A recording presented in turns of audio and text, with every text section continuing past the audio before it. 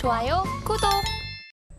오늘의 주제입니다. 우리나라와 영국이 다우닝가 합의를 채택했습니다. 이에 따라서 이게 어떤 의미를 가지고 있는지, 경제 협력 방안은 어떤 것들이 있는지 한번 자세한 내용 다뤄보도록 하겠습니다. 윤석열 대통령이 영국을 국빈 방문 중입니다. 영국과 보다 개방되고 또 자유로운 국제 질서를 만들자고 약속을 했고요. BBC는 윤 대통령의 방문을 소프트 파워라고 평가하기도 했습니다. 그러면 윤석열 대통령의 국빈 방문 성과 지금 어느 정도로 보실까요? 성과 중에서 이제 가장 눈에 띄는 점은 역시 BBC가 표시한 소프트 파워를 갖다가 언급했다는 점이 저는 개인적으로 계속 주목을 해보고 싶어요. 네. 사실 그 선진국으로 도약을 하기 위해서는 가장 필수적인 게 지금 하드 파워, 일종의 이제 경제력과 군사력이죠. 네. 이 힘도 물론 강해야 되겠죠. 그렇지만 그 힘은 상대방을 일부러 좀 이렇게 억누르는 듯한 느낌, 어떤 강제, 억압의 느낌을 갖고 있다라고 한다면 소프트 파워라는 거는 그냥 스며들죠. 네. 가령 K-팝이라든지 아니면 K-컨텐츠라든지 가령 K-무비 같은 경우에는 사실은 우리나라에 대한 어떤 문턱, 외국인, 상대방 국가가 갖고 있는 우리나라에 대한 어떤 인식 자체를 갖다가 자신도 모르게 굉장히 우호적인 방향으로 바꿔줍니다. 그래서 선진국으로 도약하기 위해서는 가장 필요한 게 사실은 하드 파워도 하드 파워지만은 그거보다 제가 생각하기엔 더 중요하다고 보는 거는 사실 소프트 파워 능력이거든요. 네. 근데 이제 찰스 3세가 우리나라의 그 소프트 파워 능력을 갖다가 대단히 높게 평가를 했죠. 가령 어떤 식으로 표현을 했냐면 상상력을 사로잡는 놀라운 능력 이라면서 사실은 극찬을 했습니다. 우리나라 대통령도 사실은 영국의 비틀스라든지, 비틀스는 우리나라 이제 BTS에 버금가겠죠. 네. 그 다음에 이제 해리포터, 우리나라의 오징어 게임, 그 다음에 데이비 베컴, 손흥민을 갖다 언급하면서 사실은 우리나라의 소프트 파워의 어떤 강점 이런 거 갖다가 굉장히 강조했다는 점이 눈에 띄는 점이고요. 영국 자체가 사실은 그런 어떤 우리나라의 어떤 그 능력 이걸 갖다 인정을 했기 때문에 사실은 이 아시아 지역, 특히 극동 지역에서는 이제 중국과의 긴장이 약간 좀 고조되는 느낌이 있지 않습니까? 그런 점에서 이제 혈맹으로서의 어떤 동맹국의 어떤 위상을 갖다가 재확인했다는 점 하나 하고요. 그 다음에 이제 가장 중요한 무역 협력국으로 우리를 갖다가 인정했다는 점, 이런 두 가지 점에서 굉장히 큰 의미가 있다라고 저는 생각을 합니다. 네, 일단은 영국과의 관계가 굉장히 공고히 된 것 같습니다. 중요한 위치 동맹국과 또 무역 협력국으로 자리매김한 것으로 보이고 소프트 파워에 대해서 굉장히 극찬을 받은 것으로 보이는 상황인데요. 한영 정상은 다우닝가 합의 채택을 약속을 했고요. 주요 골자는 무역 활성화와 글로벌 안정입니다. 그러면 이 안에 어떤 내용들이 담겨 있나요? 여러 매체들도 사실 좀 자세하게 보도를 하고 있잖아요. 네, 그렇죠. 이 다우닝가 합의라는 거는 사실은 그 영국 총리 관저가 런던에 다우닝가 10번지에 있으니까 그래서 이제 다우닝가 그 합의 이런 식으로 이제 그 명칭을 붙인 것 같아요. 근데 그게 이제 중요한 의미가 있는 게 뭐냐면은 사실 이제 굉장히 외교적인 그 단어지만은 용어지만은 국제 관계, 양국 간의 관계를 갖다가 규정하는 거는 좀 여러 가지 용어들이 사실은 있습니다. 일단 처음으로 이제 포괄적 동반자라는 그 용어를 굉장히 많이 써요. 네. 기존에 이제 우리나라와 영국 간의 관계는 포괄적, 창조적 동반자 관계였죠. 네. 그거보다 위에가 사실은 전략적 동반자 관계예요. 전략적 동반자 관계. 그 다음에 더 위에가 사실은 포괄적, 전략적 동반자 관계. 그러니까 전략적 동반자 관계라는 건 뭐냐면은 양국 간의 그 어떤 가치라든지 이념 이런 측면에서 어떤 전략적으로 같이 움직인다는 의미를 갖다가 어느 정도 내포하고 있다라고 얘기할 수가 있는 거예요. 그래서 이제 이번 그 다우닝가 합의를 갖다가 유심히 보게 되면은 안보 분야에서 8개, 경제 분야에서 25개, 그 다음에 지속 가능한 미래에서 11개 등 3대 분야 총 45개의 이행 계획을 갖다가 일단 합의를 한 겁니다. 이행 계획을 합의를 한 거예요. 그 중에서 제일 눈에 띄는 점은 지금 매체에서도 계속 나오고 있지만은 사실은 안보 분야의 8개 분야거든요. 특히 이제 제가 가장 눈에 띄게 본 거는 전략적 사이버 안보 이쪽 부분에서의 어떤 협력. 사실 그 영국이란 나라가 사실 그 무기라든지 방산 수출이라든지 아니면 사이버 분야 어떤 디지털 분야에서는 굉장히 강한 나라지 않습니까?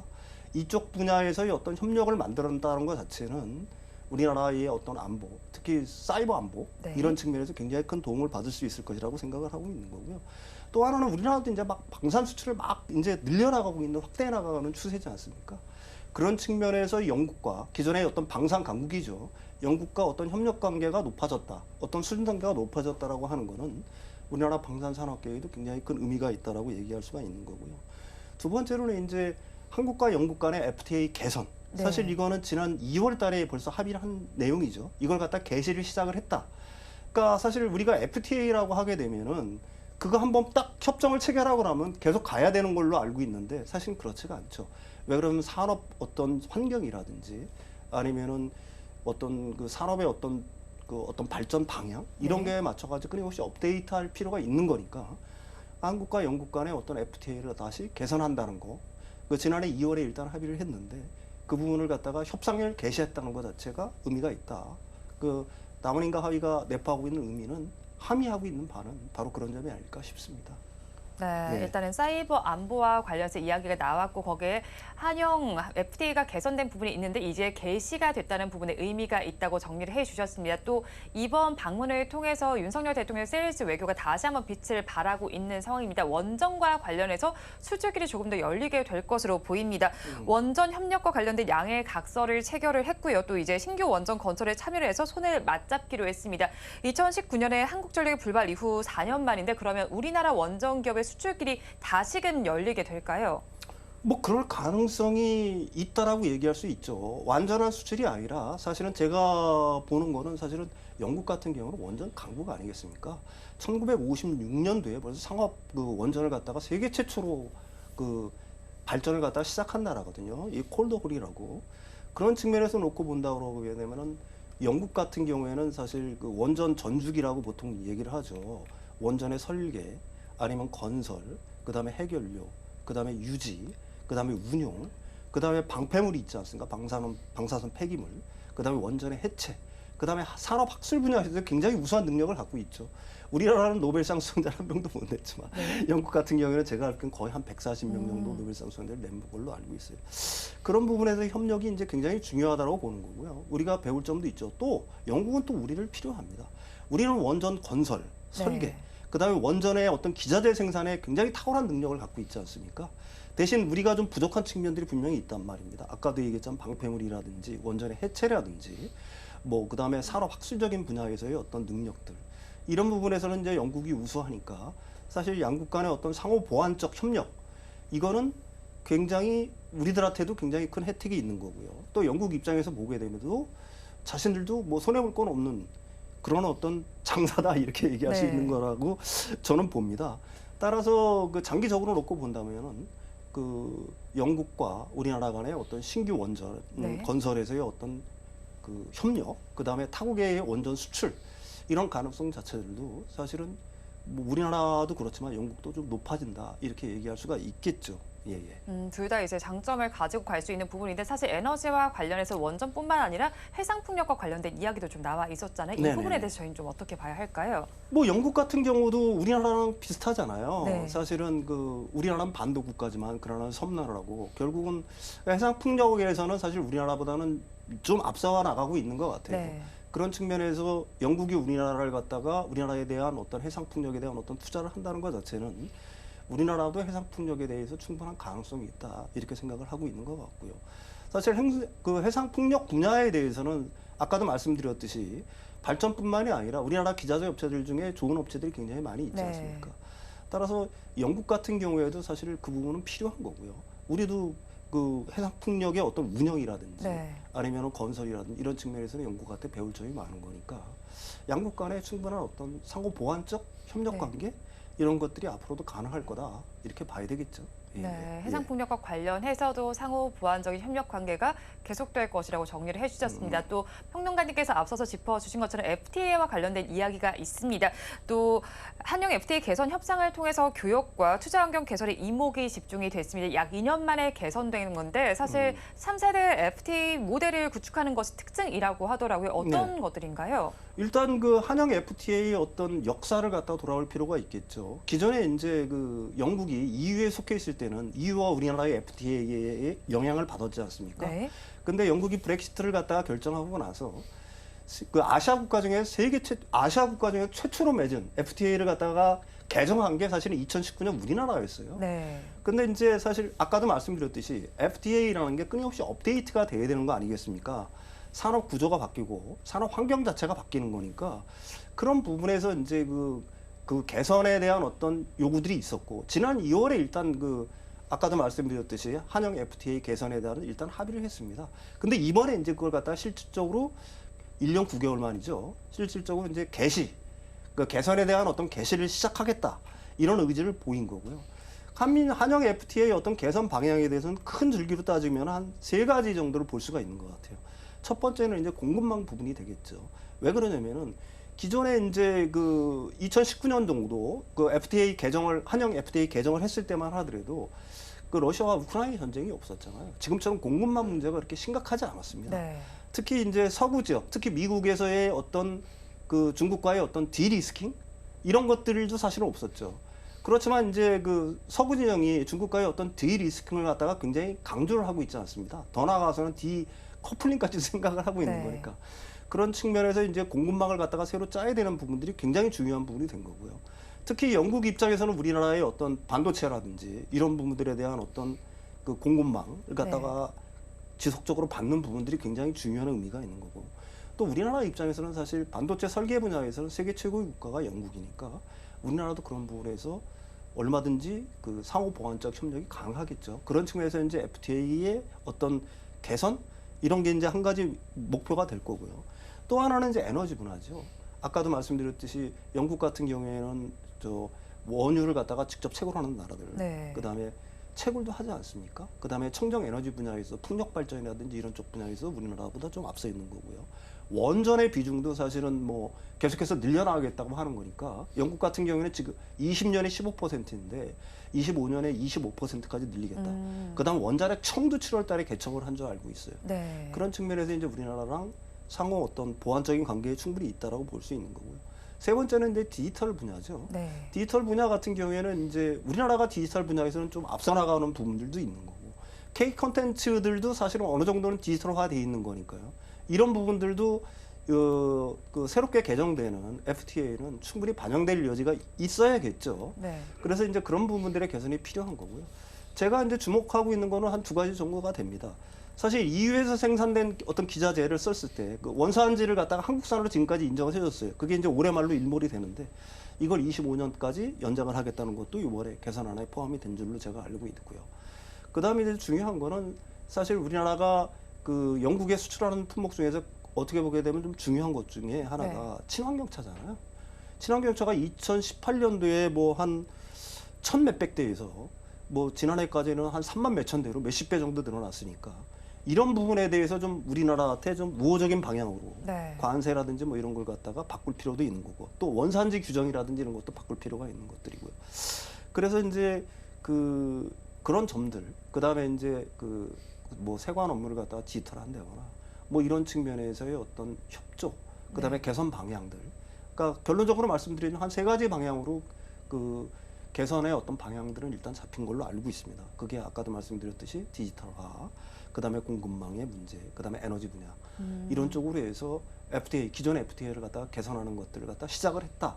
이런 점에서 의미가 있다라고 얘기할 수가 있겠죠. 네, 예, 디지털화와 공급망 그리고 에너지 문제까지 3가지 부분으로 좀 정리를 해주셨는데 그 중에서도 이제 K컬처도 K팝에 대한 이야기도 빼놓을 수가 없는 게 블랙핑크의 경우에는 사실 찰스 국왕으로부터 대형 재고 훈장을 받기도 했잖아요. 굉장히 네네. 의미 있는 일일 것 같은데 저희가 이런 부분들은 어떻게 봐야 할까요? 또 하나 봐야 될 건 오징어 게임을 갖다가 네. 리얼리티 쇼로 더 챌린지라고 그러죠. 영국에서 네. 제일 먼저 해가지고 그걸 갖다가 리얼리티 쇼로 다시 만들고 있지 않습니까?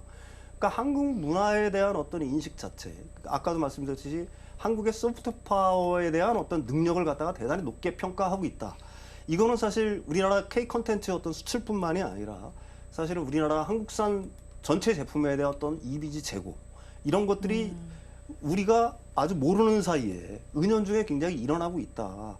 그래서 한국 기업들이 사실은 이런 점을 갖다가 잘 이용해야 될 거라고 생각을 합니다. 그 콘텐츠 업체뿐만이 아니라 제조업이라든지 기타 업체들 이런 업체들도 이런 어떤 그 한국의 소프트 파워의 어떤 그 능력 이런 걸 갖다 좀 등에 업고 네. 좀 공격적으로 그게 뭐 영국이 됐든 유럽이 됐든지 간에 진출을 하게 되면은 사실은 굉장히 생각지도 못한 좋은 성과가 있을 거라고 저는 기대를 하고 있습니다. 네, 예, K컬처에 대해서도 인식도 많이 달라졌고 성과도 더 있을 것이라 얘기를 해주셨습니다. 또 우리나라와 영국은 사실 수교 140주년이기도 하고요. 또 영국은 정통적 강국이기도 하지 않습니까? 그런 만큼 이번 영국 국빈 방문으로 인해서 수혜를 기대해 볼 만한 섹터들 어떤 것들이 있을까요? 일단 저는 뭐 그렇게 생각을 해요. 지금 바로 당면한 모멘텀으로 작용하고 있는 가령 뭐 풍력 발전이라든지 그 방산도 될 수가 있을 거고요. 네. 특히 원전도 될 수가 있겠죠. 그렇지만 우리가 이제 보통 정상회담에서 나오는 성과들이 사실은 그게 주가에 반영되기는 그게 일시적인 어떤 모멘텀으로 작용할 수는 있어요. 그렇지만 그것들은 굉장히 장기적으로 영향을 미친다. 그래서 트레이딩 하시는 분들은 뭐 접근하기에 따라서는 그런 어떤 모멘텀을 갖다가 단기적으로 이용하는 것도 괜찮지만 사실 이게 어떤 뭐 중장기적인 투자의 관점으로 놓고 본다라고 하게 되면은 사실 이런 어떤 MOU라든지 아니면 기업들의 어떤 그 MOU, 맺은 MOU들이 실질적으로 나타나는 시점 그런 것들을 갖다 지켜보면서 투자하시는 게 네. 사실은 가장 올바른 투자법이 아닌가. 그러니까 다시 그 간추려서 설명을 한다고 하면은 사실은 그러니까 한영 정상회담이라든지 네. 아니면 국빈 방문이라든지 이런 것들이 굉장히 이제 외교적 수식이라든지 이런 것들은 이제 굉장히 풍부하고 우리한테 당장 수혜가 올 것처럼 기대를 하고 있지만 네. 사실은 그거는 단기간에 그렇게 급하게 나타나는 건 아니다. 장기간에 걸쳐서 나타나는 것들이고 거기에서 수혜 볼 수 있는 기업들은 분명히 있다. 네. 그렇지만 그걸 갖다가 성급하게 일시적인 모멘텀을 이용해서 투자하시다가는 제가 보기에는 좀 낭패를 보기가 쉽다. 근데 장기적인 안목으로 실제로 어떤 기업들이 수혜를 받고 그 기업들은 얼마 정도의 수주를 받고 뭐 이런 것들 그다음에 그런 어떤 영국에서의 어떤 수주가 그 회사의 어떤 성장성에 얼마나 큰 기여를 할 것인가 네. 이런 점들은 좀 장기적인 어떤 판단이 필요하지 않나 이렇게 생각을 합니다. 지금 3가지 정도로 지금 정리를 해주셨잖아요. 네네. 그렇다면 이 안에서 저희가 조금 더 장기적으로 바라봤을 때 그럼 이거를 지금 저점에 계속해서 올려가면서 매수를 해야 된다는 말씀이실까요? 어떻게 하면 좋을까요? 저가 매수 관점으로 지금 접근하면서 장기로 봐야 할까요? 아니 저가 매수 관점에서 뭐 지금 그걸 갖다가 모멘텀 삼아가지고 네. 투자를 하시기에는 제가 생각하기에는 좀 무리가 있다라는 말씀을 드리는 거고요. 우리가 영국과의 어떤 이런 어떤 정상회담이라든지 국빈 방문의 효과들이 분명 수혜 보는 어떤 기업들이 있을 거라는 얘기죠. 네. 그게 전기차 분야가 됐든 아니면 배터리 부분이 됐든 원전이 됐든 방산이 됐든지 간에 그렇지만 그런 것들을 같은 경우에는 굉장히 장기적으로 나타나는 것들이니까 네. 그런 어떤 실적들이 가시화될 때 투자해도 늦지 않다. 뭐 저는 그렇게 생각을 합니다. 예, 예. 실적이 가시화가 될 때 투자도 늦지 않다고 네네네. 말씀해 주셨는데 네네. 그렇다면 이 섹터 내에서 조금 더 실적이 조금 더 빨리 가시화될 만한 쪽은 어디 쪽에 있을까요? 제가 생각에는 전기차 네. 쪽은 굉장히 우리나라가 강한 부분이고요. 그다음에 영국의 그 전기차 부분 내에서 이제 배터리 부분. 그다음에 이제 영국이 당장 우리나라에 투자를 하겠다고 하는 거니까 네. 기존에 이제 풍력 그 인프라를 갖다가 만드는 회사들이 있지 않습니까? 네. 가령 뭐 몇 개 회사들이 있는 줄 알고 있어요. 기존에도 굉장히 수익도 잘 나오고 있고, 네. 그 다음에 성장성도 굉장히 있고, 이런 것들이 이제 사실은 그 영국의 투자가 집중하게 되면은 사실 그 회사는 지금보다 훨씬 더 그 더블업이 될 수 있는 기회는 충분히 된다라고 생각을 합니다. 네, 충분히 더불어 될 수 있는 기회가 되는 만큼 이런 부분들 체크를 해보시면 좋겠는데 이렇게 윤석열 대통령이 영국을 국빈 방문하긴 했지만 앞으로도 국빈 방문을 할 예정인 국가들이 있을 거잖아요. 그렇다면 이런 국가들을 방문할 때도 지금의 말씀해 주신 것처럼 이걸 일시적인 모멘텀을 잠깐 보고 나머지 부분들에 더 장기적인 관점으로 저희가 접근을 하면 아니 당연히 좋을까요? 그렇죠. 네. 여기 뭐 그 지금 대통령께서 어느 나라를 갖다 순방한다고 해서 우리나라 기업들의 펀더멘탈이 바뀐다거나 하는 건 네. 아니지 않습니까? 그러니까 특정 기업의 펀더멘탈이라는 건 사실은 그것과는 거의 뭐 어느 정도의 상관관계는 있겠지만 그 펀더멘탈 자체는 원래 고유한 성격의 것들이고 기존의 사업을 잘했던 회사들, 그다음에 그 부분에 굉장히 특출난 기업들, 이런 기업들이 장기적으로는 가령 뭐 어떤 국빈 방문이라든지 아니면은 그 정상회담의 어떤 수혜를 장기적으로 얻게 될 테니까 사실은 그런 기업들에 주목하는 게 올바른 투자법이 아닌가 이렇게 생각을 합니다.